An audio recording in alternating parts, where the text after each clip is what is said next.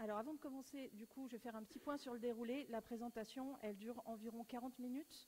Il y aura un temps pour les questions à la fin, donc je vous remercie de les noter si vous en avez, de me les poser à ce moment-là, parce que j'ai une concentration pas ouf, donc au moindre papillon qui passe, je risque de zapper où j'en étais.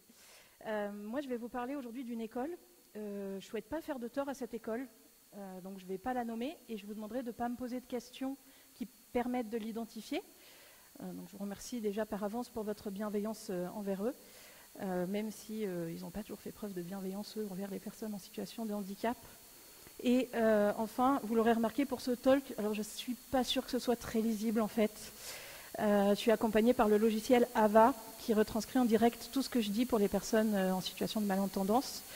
C'est pas parfait, je m'en excuse. Je serai preneur de vos retours après pour me dire si vous avez réussi à lire, si c'était compréhensible. Voilà, donc il y a 2-3 petites choses qu'il faut savoir avec Avas, je vais vous les mettre juste après. Si, en cas de doute, s'il retranscrit quelque chose et que la slide retranscrit autre chose, faites confiance à la slide. Donc je vous mets une petite traduction des termes qu'il comprend mal dans ce talk. Il y en a d'autres comme le focus trap en général, bon ça reste compréhensible même si c'est mal orthographié. Moi, je dis quand même mention spéciale pour le Green Haiti, je trouve ça formidable. C'est très exotique, ça donne envie de partir en vacances. Est-ce qu'il vous est déjà arrivé de rester bloqué sur un site sans pouvoir accéder au contenu que vous étiez venu consulter? Levez la main si c'est le cas. Oui, donc ça fait quand même une bonne partie de la salle. C'est assez frustrant, personnellement, j'ai horreur de ça. Eh bien, figurez-vous qu'aujourd'hui, la plupart des écoles d'enseignement à distance, elles utilisent des outils qui ne sont pas accessibles à tous. Et de ce fait, ils laissent plein de gens à la porte de leur formation parce que ces personnes, elles ont des besoins spécifiques et qui ne sont pas pris en compte.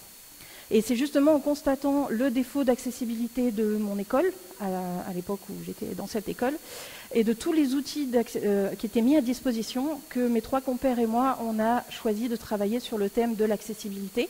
On a voulu leur montrer à quel point c'était important et je vais vous expliquer pourquoi c'est important. Donc maintenant que je vous connais un petit peu mieux, je vais me présenter moi aussi. Alors moi je suis Alex Palma, je suis consultante front-end chez Zenica Brest depuis presque 2 ans. Je suis également formatrice en accessibilité et passionnée par l'UI, UX Design. Aujourd'hui donc je vais vous parler de ce que j'ai appris en essayant d'ouvrir les yeux de mon ancienne école sur leurs problématiques d'accessibilité web. Garantir l'accès à l'éducation et à la formation, c'est essentiel. L'accessibilité web, ça consiste justement à adapter un site pour garantir que tout le monde puisse l'utiliser, quelle que soit sa situation. Comme ça, personne n'est désavantagé, qu'il soit ou non en situation de handicap.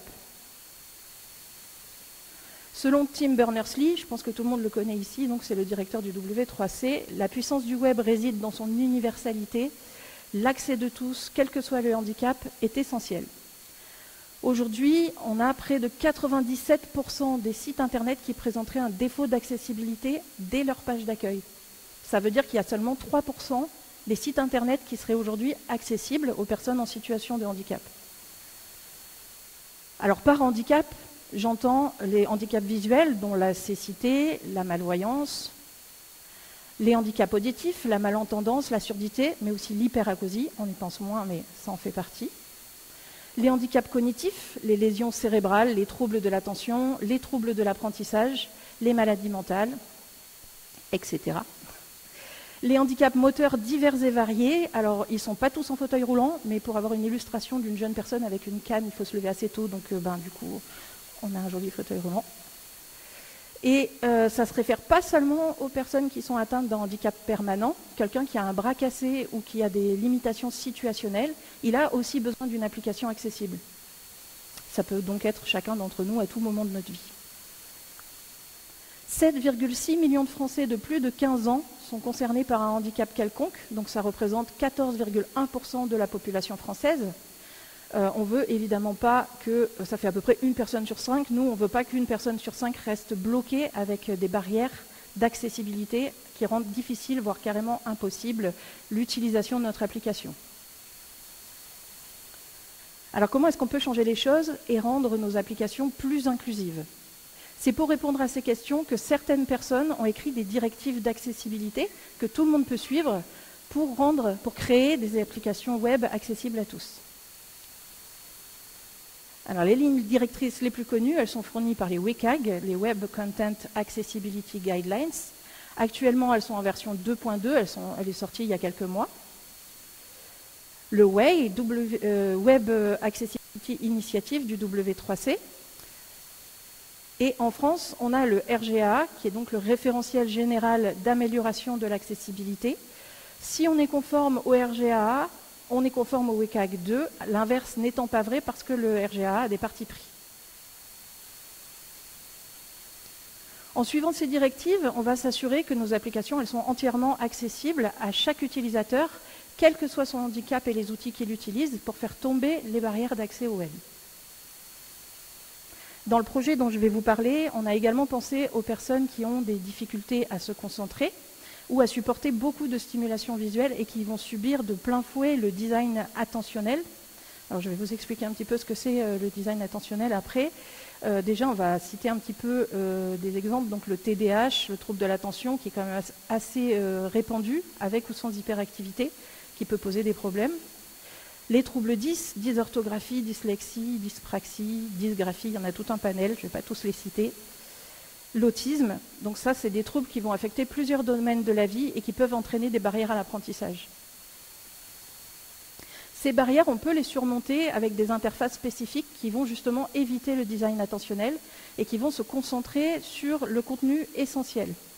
Le design attentionnel, donc, ça regroupe toutes les pratiques de design qui visent à capturer l'attention des utilisateurs pour générer une addiction et ou manipuler leurs actions.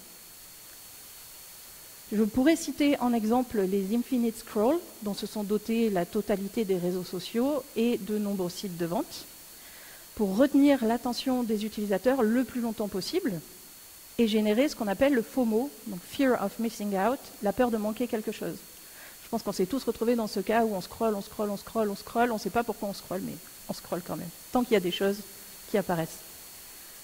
On trouve aussi les mécanismes de gachapon, donc ça c'est des tirages aléatoires de récompenses avec une collection à compléter, qui sont souvent utilisés pour gamifier des sites de vente, par exemple. On va le retrouver surtout, j'ai un exemple qui me vient en tête, ça va être AliExpress, où dès qu'on va se connecter, on va collecter des pièces.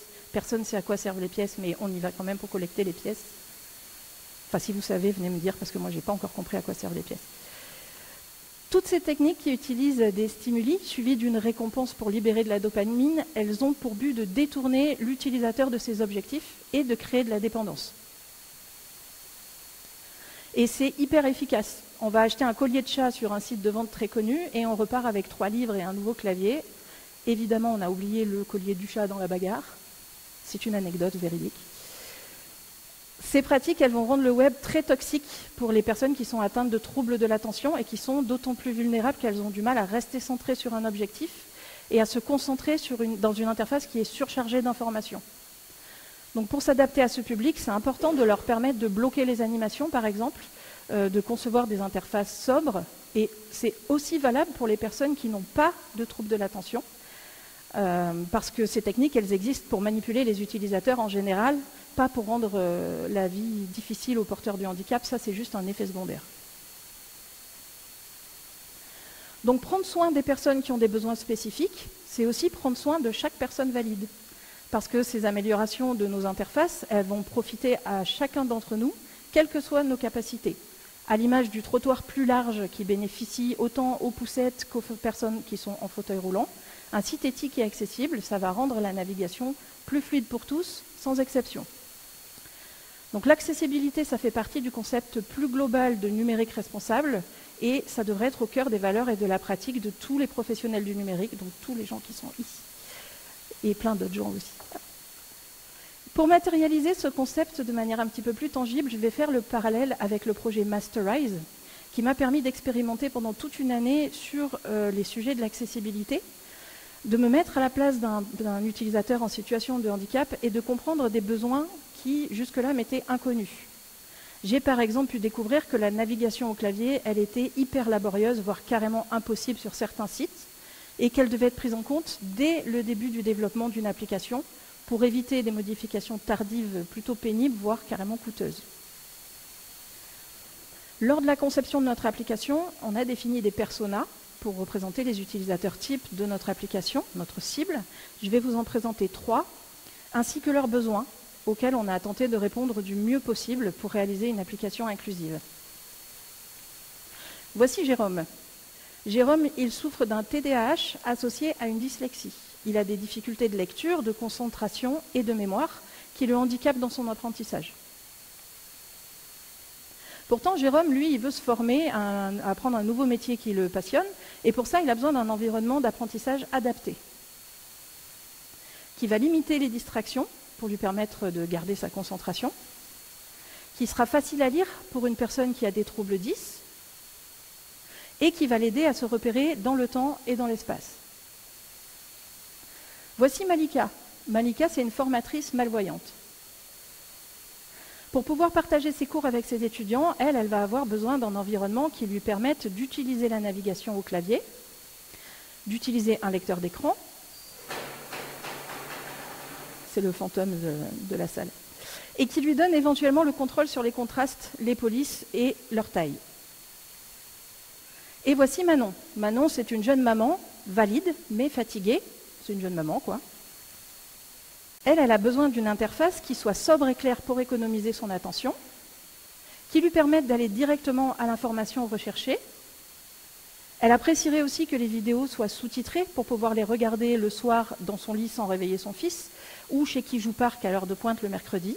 Les parents savent, je ne sais pas s'il y a des parents. Non. Et elle aimerait bien pouvoir choisir les couleurs parce qu'elle voudrait une interface assortie à la déco de son bureau. Donc Manon, elle n'a pas de handicap, mais elle a des limitations situationnelles marquées qu'on peut retrouver chez de très nombreux utilisateurs, qu'ils soient ou non en situation de handicap. Malika, Manon et Jérôme, ils ont tous les 3 besoin d'une plateforme de e-learning inclusive et adaptée qui permette à chacun d'eux de répondre à leurs besoins de formation ou d'enseignement sans que le handicap ne soit un frein ou une difficulté pour eux et sans que les adaptations ne soient décelables en tant que telles pour les utilisateurs lambda. C'est pour apprendre à répondre à ces besoins et aussi pour sensibiliser notre école et au moins une promo de développeurs à l'accessibilité numérique qu'on a travaillé sur ce projet. On a donc conçu une plateforme de e-learning inclusive, une classe virtuelle complètement personnalisable en fonction des préférences et des besoins de l'utilisateur qui va venir en complément d'une formation en remote ou en présentiel pour permettre un accès constant aux cours passés, ce qu'on n'avait pas dans cette école. L'application a été conçue pour être compatible avec les technologies d'assistance et permettre la navigation au clavier de manière fluide. On s'est attaché à suivre scrupuleusement les guidelines d'accessibilité avec comme objectif de répondre à tous les besoins de nos personas. Comme il existe autant de handicaps que de personnes qui les portent, on a pensé à un système de settings avancé qui va permettre à l'utilisateur de modifier une large part de l'interface et de ses interactions avec celle-ci. Ça permet de s'adapter aux besoins de chacun sans être perçu comme un dispositif d'accessibilité. Ça nous a semblé important que ce ne soit pas identifié comme un dispositif d'accessibilité, comme une adaptation, pour que les personnes qui ont des besoins spécifiques ne se sentent pas traitées différemment de ceux qui n'en ont pas. Je vous montre ici le prototype Figma qui a été réalisé avant le développement du projet, donc sur lequel on a réalisé les tests utilisateurs et dont je vais vous parler tout à l'heure. On a donc accès aux 3 derniers cours sur la page d'accueil pour simplifier l'accès aux ressources. On a une timeline pour accéder aux cours de la formation dans l'ordre avec un repère de temps. On a un wiki prévu en V2, donc jamais. On a un chat, des petites pop-up qu'on a appelées Panda Tips qui s'affichent sur le côté, on va les revoir passer, qui vont nous conseiller de faire une pause toutes les 2 heures, de faire attention à notre posture ou qui vont nous rappeler qu'on a un devoir à faire pour le lendemain et qu'on ne l'a pas encore commencé. Dans les settings, on a un accès complet à tout ce qui se passe dans notre interface. On peut désactiver tout ça si nécessaire. Avant de se jeter à corps perdu dans le développement de notre projet, on a mené l'enquête auprès des étudiants et des formateurs de l'école. Et on a été assez surpris par les résultats, pour tout vous dire. On a d'abord constaté que 66% des formateurs ne prennent pas du tout en compte la problématique d'accessibilité dans la conception de leurs cours. À ceux qui ont répondu qu'ils la prenaient en compte, on leur a demandé de quelle manière. Et là encore, on a eu des réponses un peu surprenantes. Par exemple, ce formateur super optimiste qui a l'air de penser que se reposer sur les sous-titres automatiques de Google Meet pendant ses interventions est amplement suffisant pour rendre son cours accessible. Alors c'est sans compter que ces sous-titres ils sont complètement inutilisables si le formateur n'a pas une diction parfaite, à plus forte raison sur des sujets qui impliquent un vocabulaire technique, parce que c'est assez mal géré encore par ses fonctionnalités. Et moi, j'ai essayé de suivre ces cours avec le sous-titrage, et je peux vous assurer que le texte généré était incompréhensible. C'est tout simplement impossible d'assister à ces cours en étant malentendant. On leur a ensuite demandé si les outils qu'ils utilisent étaient adaptés pour concevoir des cours accessibles. On aurait pu être heureux de découvrir que 100% des répondants pensent que oui. C'est un très beau score. Mais au vu des réponses qu'on a eues avant, on s'est dit qu'ils n'avaient pas l'air de vraiment comprendre ce que ça signifiait accessible. Donc cette réponse, elle était un petit peu biaisée. Et on n'était pas au bout de nos surprises. Après les formateurs, on est allé questionner les apprenants. Et on a constaté que la majorité d'entre eux pensaient que les outils proposés par l'école étaient accessibles alors qu'ils ne le sont pas du tout. En réalité, ni la navigation au clavier, ni les lecteurs d'écran ne sont supportés par ces outils actuellement. En outre, les cours vidéo sont en live, ils ne sont donc pas sous-titrés, ils n'ont pas de version écrite, donc il n'y a absolument aucun moyen de revenir sur une information une fois que le cours est terminé. En fait, dans cette école, une personne malentendante ou malvoyante, elle serait vraiment grandement mise en difficulté par les outils actuels. C'est d'ailleurs ce qui s'est passé avec une élève malentendante qui a été attirée par les promesses de l'école qui se vend comme étant accessible et qui a abandonné sa formation en cours de route parce qu'elle n'avait aucun moyen de suivre les cours qui étaient dispensés en ligne. Ensuite, on a demandé aux apprenants ce que, selon eux, on pourrait faire pour rendre leur formation plus inclusive. Et là, on a compris qu'on allait avoir du pain sur la planche pour sensibiliser tout ce petit monde. Alors, j'ai pu identifier quelques catégories de personnes dans les différentes réponses reçues. Je ne vous les ai pas toutes mises, parce qu'il y en avait beaucoup. Donc, on a les personnes qui, à la question de l'inclusion, nous répondent tout naturellement de se débarrasser des ignorants en amont de la formation, faire une première sélection pour être certain que les personnes connaissent l'informatique. C'est une option. Je ne suis pas sûre qu'elle soit très inclusive, cela dit. On a celles qui ont de l'humour et que le manque d'accessibilité a beaucoup amusé. Faire des concours de cordes à sauter avec les fils des souris wireless. Voilà, donc on en a eu plein des comme ça, mais je ne vous les ai pas toutes mises parce que ce n'est pas un sketch non plus. Et puis on a les gens qui ne voient pas le problème, et je pense que cela finalement c'est un petit peu les pires. Rien, je n'ai pas l'impression qu'il y ait d'exclusion d'une catégorie de personnes en particulier. Donc ces personnes, elles ne vivent pas sur la même planète que moi, je pense. Je l'ai dit au début, on a seulement 3% du web qui est accessible, mais tout va parfaitement bien. Et celui-là, il est trop beau pour être vrai. Je soupçonne ma collègue d'avoir répondu au questionnaire. Adapter les applications utilisées pour tous et prendre en compte les caractéristiques de chacun. Ma collègue Ameline en Soum Soum. Bref, avec cette enquête, on voulait comprendre comment améliorer les outils existants. On a surtout réalisé que les formateurs, comme les apprenants, ne comprennent absolument pas le sens réel du mot accessible et qui s'y intéressent pas beaucoup finalement. Donc les besoins en termes d'accessibilité, ils sont ni compris ni pris en compte. La large majorité des personnes à qui on s'est adressé pensent que le web est accessible à tous. 3%. Je vais radoter un petit peu sur ce 3%, mais moi, je ne comprends pas qu'on pense que c'est accessible. Donc c'est un vrai problème parce que tous les participants de ce questionnaire sont soit formateurs, soit en formation pour devenir développeurs, donc pour passer un titre de concepteur-développeur d'application. On s'adresse donc uniquement à des développeurs ici, et la large majorité pense que le web est accessible à tous. 3%, c'est juste dérisoire. Donc à partir de là, on s'est senti un petit peu investi d'une mission, ouvrir les yeux de nos camarades et des formateurs, surtout de l'école, parce qu'ils transmettent ces informations, leur parler d'accessibilité matin, midi et soir pendant 1 an pour planter des graines de prise de conscience.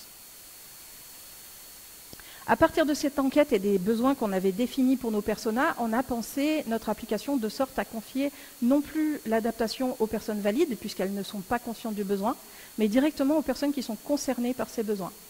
Et pour ça, on a pensé qu'en leur donnant un large contrôle sur l'interface, on pourrait répondre aux besoins de chacun, aussi différents soient-ils. On a donc décidé de concevoir une application qui permette à nos utilisateurs d'utiliser un service qui leur facilite la vie et qui les intègre dans la communauté sans discrimination ni différence, qu'ils soient ou non en situation de handicap. Nos contraintes, c'était donc que l'adaptation ne dépende aucunement d'une tierce personne, il fallait qu'elle soit totalement autonome, qu'elle soit adaptable à tout type de handicap, et ça c'était un gros challenge parce que parfois on a des situations de handicap qui ne sont pas compatibles avec d'autres types de handicap, et qu'elle reste imperceptible pour les personnes valides. L'objectif étant qu'une personne qui a un besoin spécifique soit autonome et qu'elle ne soit pas contrainte de solliciter de l'aide ou une adaptation spécifique, parce qu'en général c'est d'une grande violence quand on est en situation de handicap de devoir demander, autant par le fait de devoir demander déjà, mais aussi par les réactions qu'on va avoir des fois en face qui peuvent être complètement à l'ouest. Pour vous donner une idée du genre de réaction complètement à l'ouest auquel on fait face régulièrement, ça c'est la réponse qu'on m'a donnée quand j'ai demandé une adaptation de ma formation, justifiée par une reconnaissance de travailleur handicapé et un certificat médical. On ne fait pas de favoritisme, c'est à toi de t'adapter. Je vous laisse méditer sur cette phrase. Cette personne s'est présentée comme référent handicap, en plus d'être le directeur. J'ai pleuré un peu après cette réponse. Dans la première partie de cette présentation, alors je vous ai surtout parlé de la phase de recherche et d'idéation, de nos prises de conscience et sur l'absence de compréhension des problématiques d'accessibilité par toutes les personnes qui étaient autour de nous, que ce soit l'équipe pédagogique ou les apprenants. Je vais maintenant vous parler de la partie conception de l'interface qui a suivi, de la solution qu'on a conçue et de ce qu'on a appris en termes d'accessibilité des interfaces web en faisant ce projet. Une fois que les cibles étaient identifiées et que leurs besoins étaient définis, on a pu s'atteler à la conception des wireframes, des parcours utilisateurs, d'une maquette et d'un prototype. Chacune de ces étapes, elle est importante pour pouvoir tester notre interface dès la conception le plus tôt possible. Ça nous a permis de déceler en amont de la phase de développement les erreurs de conception ou du X et de définir quelles seraient nos fonctionnalités prioritaires parce qu'on n'a évidemment pas pu faire tout ce qu'on avait dans notre backlog. On était un petit peu optimiste. Donc là, il s'agit de rendre l'application tangible, de présenter ses caractéristiques et ses fonctionnalités pour pouvoir la tester et l'améliorer avant d'avoir engagé de l'énergie et surtout du budget dans la phase de développement. Faire un prototype, c'est donc primordial parce que ça permet de faire tester l'application à des utilisateurs réels, ce qu'on a fait ici en procédant à des améliorations par itération entre chaque session de test pour gagner du temps. Alors, ce n'est pas une méthode du X très conventionnelle, on l'appelle guérilla. Dans la situation où on était, on n'a pas eu d'autre choix parce qu'on n'avait absolument aucun temps alloué pour ces choses-là. Mais néanmoins, ça reste bénéfique, parce qu'en UX, il vaut mieux tester rapidement que pas tester du tout. Et en effet, on a modifié beaucoup de choses sur nos maquettes suite au retour de ces tests, bien qu'on n'ait pas dans notre panel d'utilisateurs de personnes en situation de handicap. Pour permettre de donner la main aux utilisateurs sur l'interface, on a donc pris le parti un petit peu controversé de mettre en place un système de settings avancé que vous voyez ici. Ils ont donc accès à de nombreux réglages, notamment les couleurs de l'interface, la taille des textes pour faciliter la lecture et le niveau de distraction dans l'application. Par exemple, Jérôme avait besoin de pouvoir bloquer les animations et adapter les textes à un trouble 10.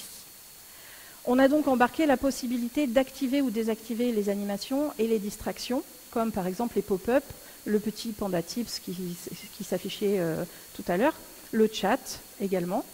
On a aussi permis à l'utilisateur de personnaliser entièrement l'interface, entièrement l'expérience dans l'application avec un mode lecture seule qui n'affiche, les cours vont afficher uniquement le texte. Avec la possibilité également de cacher ou d'afficher les cartes sur la timeline par défaut. Donc on a proposé 3 niveaux de distraction avec des settings prédéfinis pour les pressés qui ont juste à cliquer sur le bouton, le niveau de distraction qu'ils souhaitent pour changer de mode. Et ils ont quand même la possibilité de régler ça plus finement s'ils le souhaitent. Donc on peut voir ici qu'il y a un mode focus qui va couper toute distraction et passer les cours en mode lecture. Un mode soften qui va désactiver les notifications sonores et les animations, et un mode animate qui est open bar, tout est activé. Ça, c'est quand on a envie d'être très distrait. Jérôme, il a également la possibilité de sélectionner une fonte différente de celle par défaut. Donc on a choisi d'embarquer dans l'application des fontes différentes adaptées à plusieurs problèmes, dont les troubles 10. Cette fonctionnalité, elle pourra aussi aider Malika, qui est malvoyante, souvenez-vous, à adapter l'interface pour la rendre utilisable pour elle. Ici encore, on a prévu 4 modes avec des settings prédéfinis et la possibilité de personnaliser totalement l'affichage des textes. On aurait pu aussi prévoir de prendre le réglage par défaut du navigateur de l'utilisateur, mais à ce moment-là, on n'y a pas pensé. On ne peut pas penser à tout, mais j'y ai pensé après. Voilà. Donc pour faciliter la tâche à Jérôme et pour l'aider à se repérer dans le temps lorsqu'il recherche un cours, on a pensé à les présenter sous la forme d'une timeline, entièrement accessible au clavier ainsi qu'au navigateur d'écran, dans laquelle il va pouvoir retrouver tous les cours de sa formation dans l'ordre.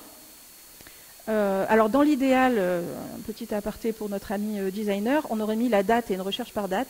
Bon, je prends les dons de mentoring si jamais. Cette timeline, elle est volontairement sobre et minimaliste pour répondre aux besoins des personnes qui ont des troubles de la concentration, y compris Manon, qui du coup a du mal à se concentrer à cause du syndrome du sommeil entrecoupé qui touche une grande majorité des parents. Et enfin, Malika sera heureuse de pouvoir utiliser des couleurs accessibles pour toutes les parties de l'interface, quand Manon aura la joie de personnaliser son thème pour la sortir à la déco de son bureau. Alors la partie settings, elle s'est révélée beaucoup plus complexe que ce qu'on attendait pour ce qui est de l'accessibilité. Il fallait notamment pouvoir naviguer au clavier dans les différentes sections, qui ne sont pas des écrans à part entière, puis sélectionner et modifier des éléments qui n'étaient pas cliquables. Donc il a fallu qu'on se creuse un petit peu les méninges pour trouver des solutions accessibles et qui passent inaperçues pour les utilisateurs lambda. Donc par exemple, pour gérer la modification des couleurs, on a utilisé le tab index à 0 pour rendre accessible ce color picker qui ne l'était pas.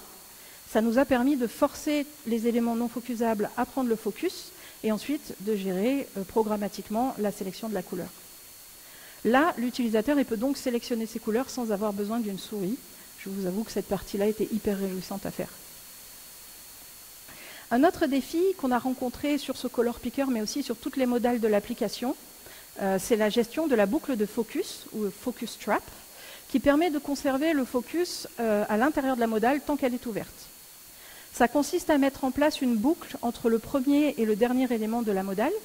Il a fallu aussi gérer la fermeture de la modale avec le bouton échappe du clavier et la capture du focus avec la touche tab.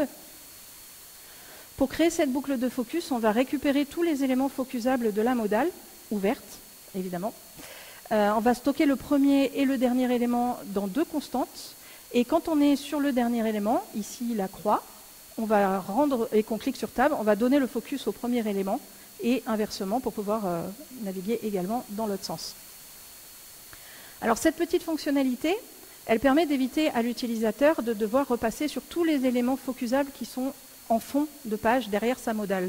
Si on ne le fait pas, eh ben, il va peut-être avoir, imaginez ça dans Gmail, vous avez une modale et vous avez 5000 mails en dessous, vous avez un petit problème pour revenir dans votre modale pour la fermer. Voilà, donc c'est vital. On peut trouver des librairies qui mettent à disposition des modales déjà accessibles avec un focus trap qui est déjà implémenté. On n'est pas obligé de le faire à la main. Là, je l'ai fait personnellement parce que j'avais envie de comprendre le mécanisme. Mais vous pouvez trouver, par exemple, chez AliSwitch, des web components qui sont approuvés par Acced Web, dont différentes modales dans la section Overlay qui sont déjà accessibles. Alors, voici une brève démo qui ne s'affiche pas, des settings qui va s'afficher. S'il te plaît, tu peux bien t'afficher. Merci. Voilà. Entièrement navigué au clavier, vous pouvez voir que la souris ne bouge pas. Donc, on peut voir qu'il est très facile de sélectionner un onglet ou une couleur dans le color picker. Vous allez voir qu'il va s'ouvrir à un moment donné. Voilà. Le focus trap capture bien le focus dans la modale, ce qui facilite grandement la navigation. Et on peut aussi apercevoir brièvement le lien Skip to Main Content qui s'affiche en haut, à droite, à gauche, enfin là-haut. Oui, j'ai aussi du mal avec la droite et la gauche.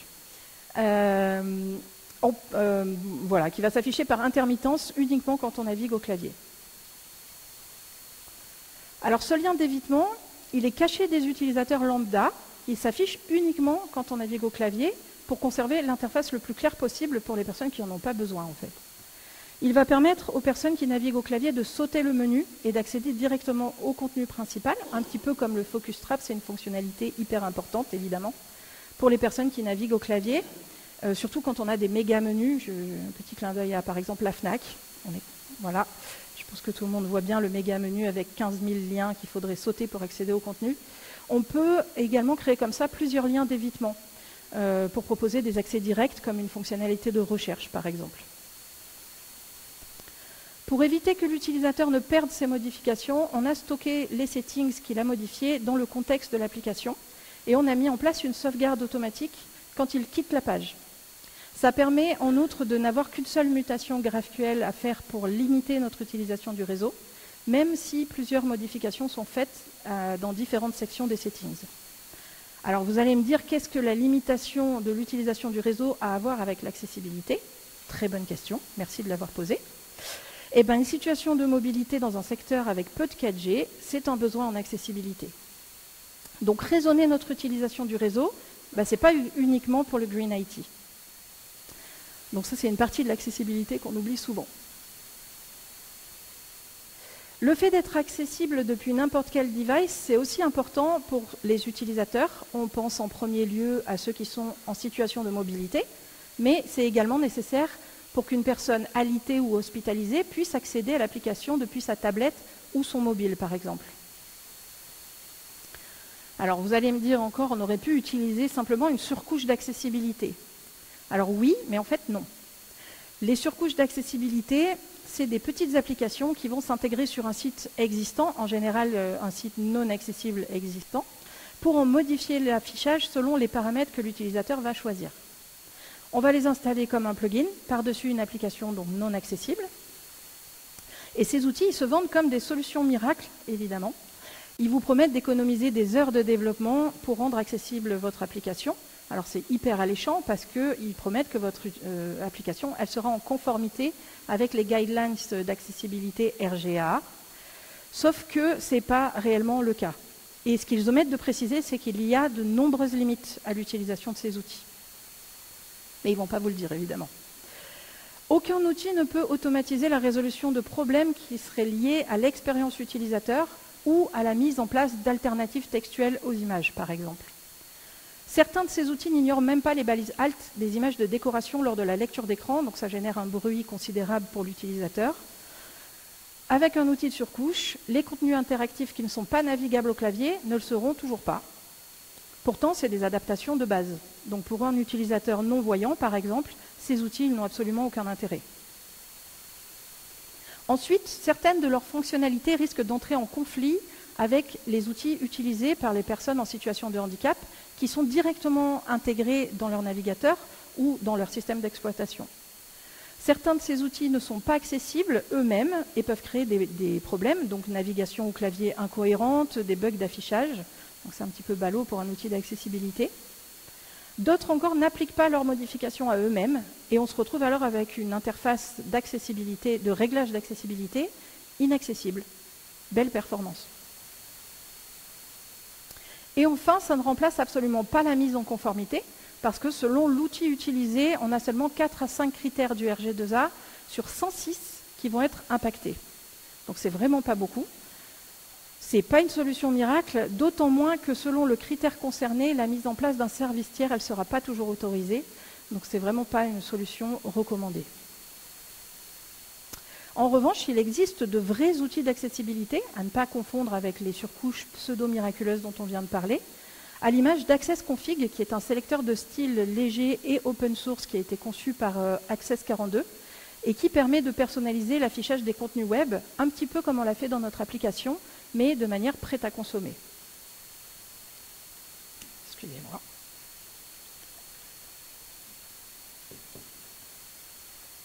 Donc penser l'accessibilité dès la conception et développer des apps inclusives, c'est déjà génial, mais prendre en compte le besoin en accessibilité, ça ne suffit pas.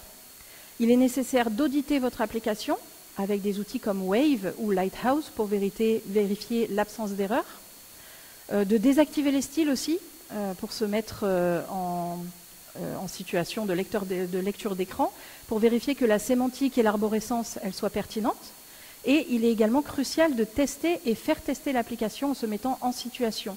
Donc au minimum avec la navigation au clavier et un lecteur d'écran. Ça permet de vérifier que les utilisateurs en situation de handicap ne se retrouvent pas bloqués dans l'application et que leur parcours va être le plus fluide possible. Il y a de très nombreux outils d'audit qui existent, avec plus ou moins de renommée. Outre les basiques Wave et Lighthouse qui sont ultra connus, on pourrait citer dans les incontournables le kit d'audit de la DINUM. Alors la DINUM, c'est la Direction interministérielle du numérique. Ce sont ceux qui sont en charge de la transformation numérique de l'État. C'est aussi eux qui régissent les règles d'accessibilité en France, donc le RG2A, c'est eux. Du coup, on peut leur faire confiance. Et dans leur kit, ils vont fournir une grille d'évaluation, un modèle de déclaration d'accessibilité et un modèle de rapport d'audit qui peut être très utile pour savoir où regarder, quoi regarder dans vos applications. Chez Tanaguru, on peut accéder au référentiel RGAA en version web, qui est lié à leur glossaire. Le tout étant mis à jour dès qu'il y a une modification du RG2A. Ils sont très très réactifs. C'est une référence fiable, ils l'utilisent eux-mêmes pour leur mission d'audit, donc on peut pareil leur faire confiance. Ils vont proposer également le plugin WebExt avec un T, je sais qu'il y en a un autre qui ressemble, mais c'est pas celui-là.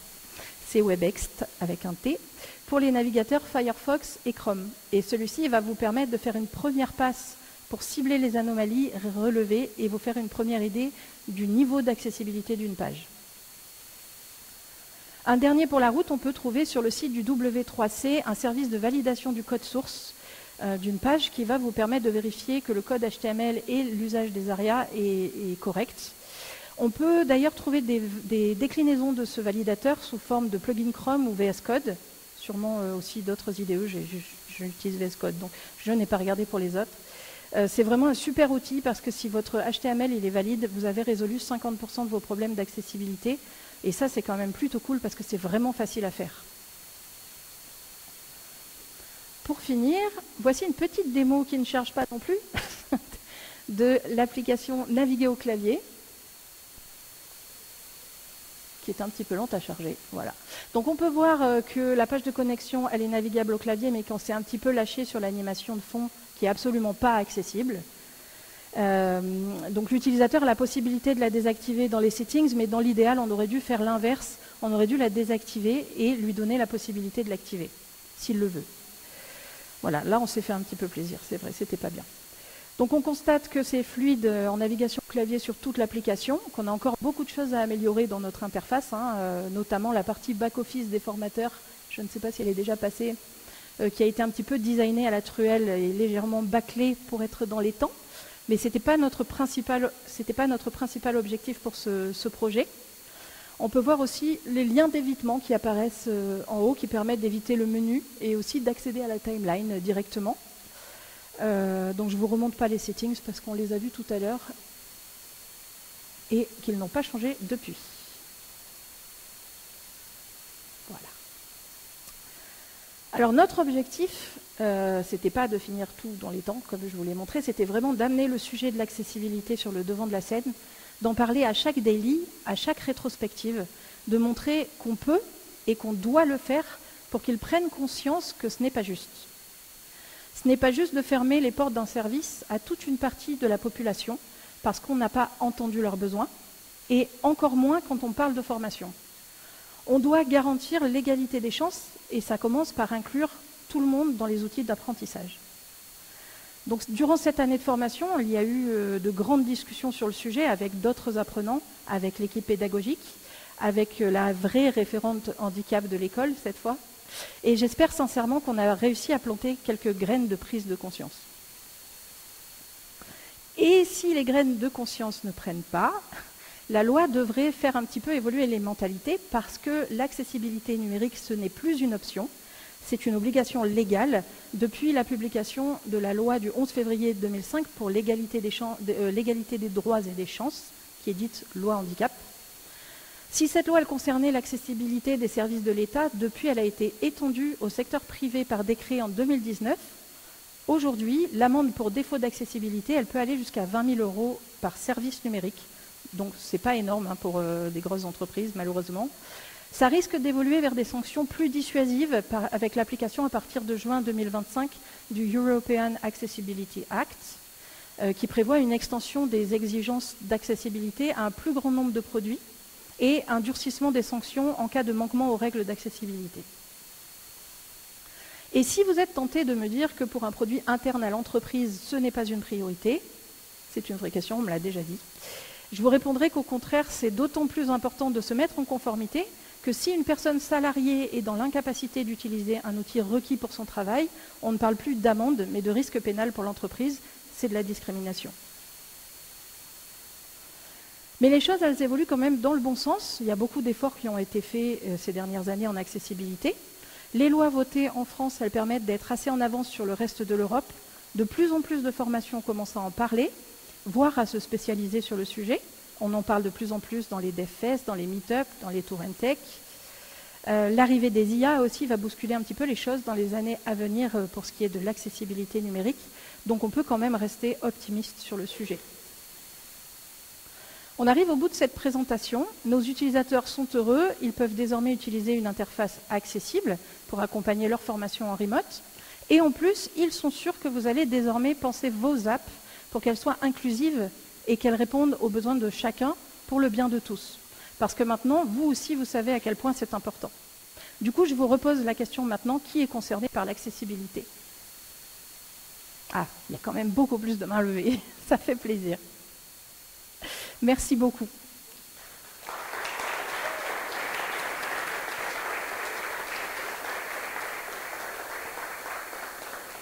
Si vous voulez accéder aux slides, c'est par ici. Est-ce que vous avez des questions? Oui.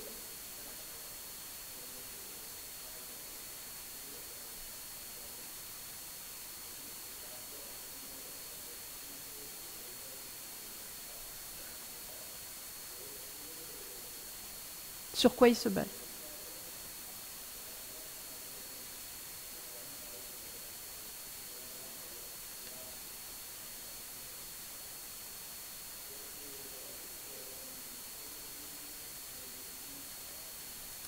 Alors la question c'est sur quelle base on s'appuie pour dire qu'il n'y a que 3% de sites accessibles.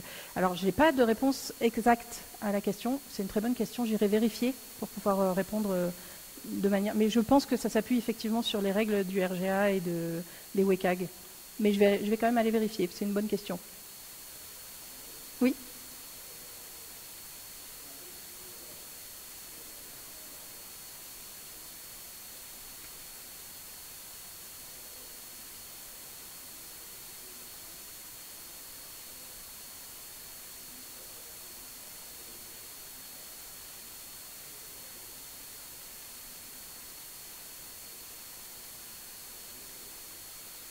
Ça va jouer beaucoup sur les contrastes, sur la taille des textes, des choses comme ça. Mais par exemple, tout ce qui est accessibilité média, accessibilité, voilà, tout ça n'est pas pris en compte du tout.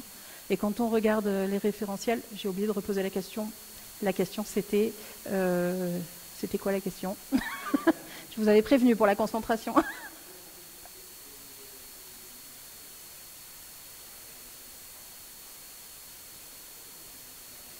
Oui, qui est seulement 4 à 5 critères sur 106 qui sont impactés, ouais. Oui, oui.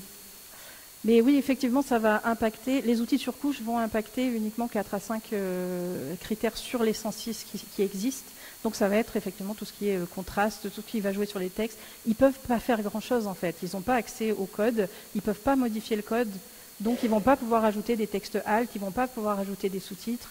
Et au final, ils ne répondent pas vraiment aux besoins des utilisateurs.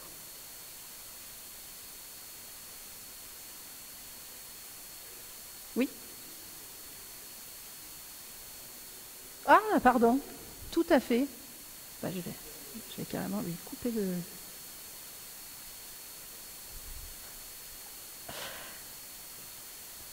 Oui?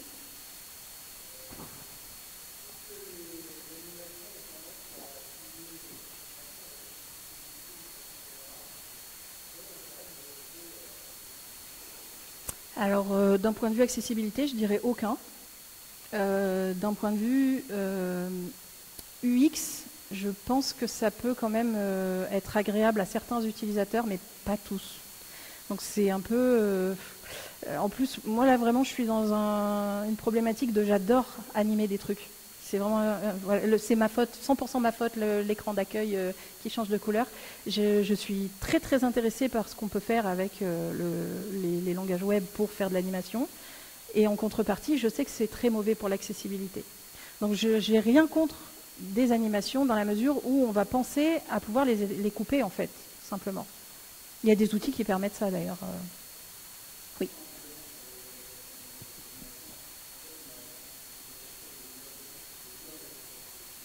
Tout à fait. Oui. Oui, oui.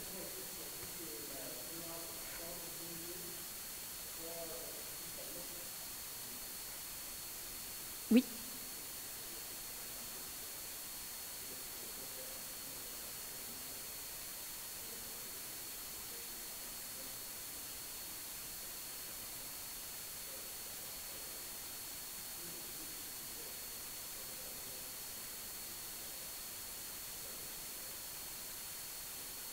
Donc pour résumer sa réponse, c'est utile au dark pattern. Oui.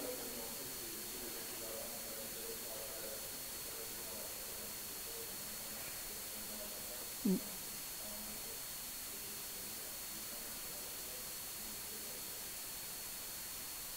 Tout à fait. Oui, oui. Oui, oui. Pour guider l'utilisateur visuellement dans une page, ça peut être utile. Après, il y a animation et animation, hein. Évidemment, quand on arrive sur un site qui est entièrement en WebGL et que ça part dans tous les sens, il faut vraiment, vraiment réfléchir à est-ce que ça va être accessible à tout le monde et comment je peux le rendre accessible, peut-être en proposant une page plus simple, alternative, en lisant les media query Prefers Reduced Motion, je crois que c'est, qui va reprendre ce que l'utilisateur a décidé dans son ordinateur à lui, dans son navigateur, et adapter ce qu'il va avoir en retour. Donc on pourrait imaginer une page en WebGL qui part dans tous les sens, mais si la personne a marqué qu'elle ne voulait pas de mouvement, on lui propose un style statique en HTML qui n'agresse pas son cerveau. Oui.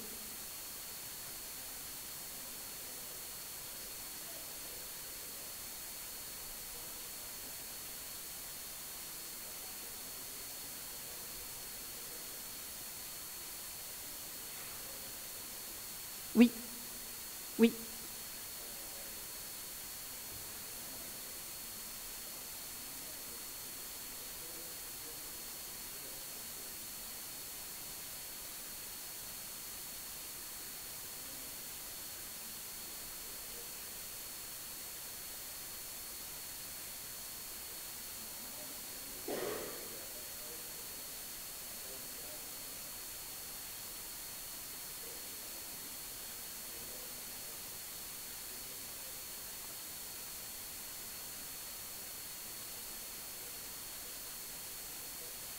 Alors la question c'est est-ce qu'on a réussi à mettre en place des user groups pour des tests avec des personnes qui sont réellement en situation de handicap?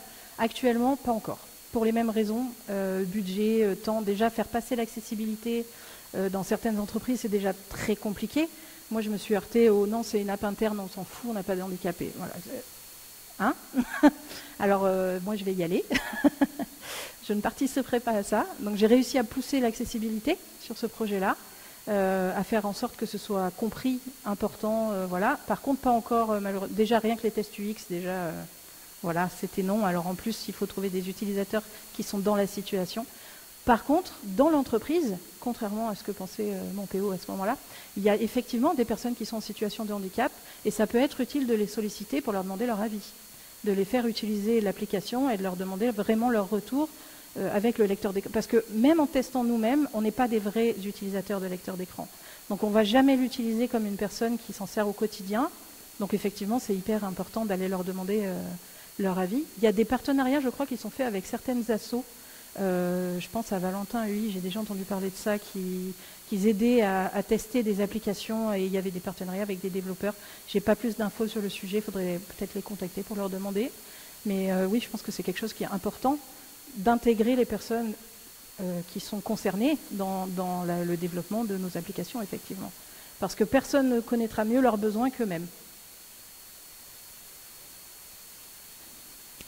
Merci beaucoup, bonne journée.